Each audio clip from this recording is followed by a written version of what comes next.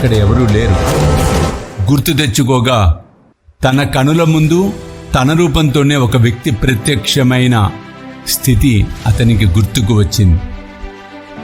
వెంటనే అర్థమైంది, బాబానే ఈ విధంగా చేసి నన్ను రక్షించాడు అని. పక్కకు చూసేటప్పటికీ బ్రిటిష్ పోలీసు వారు ఇతన్ని చుట్టుముట్టి ఉన్నారు. వారు ఇతన్ని ప్రశ్నించసాగారు. ఇతను జరిగిన వృత్తాంతమంతా చెప్పాడు. ఆ దొంగలు 4 మోస్ట్ వాంటెడ్. అందులో ఒక దొంగని ఇతను చంపాడనుకొని ఇతనికి స్వర్డ్ ఆఫ్ హానర్ అంటే అతి ధైర్యశాలి అని బిరుదునిచ్చి ఆ కత్తిని ప్రదానం చేశారు.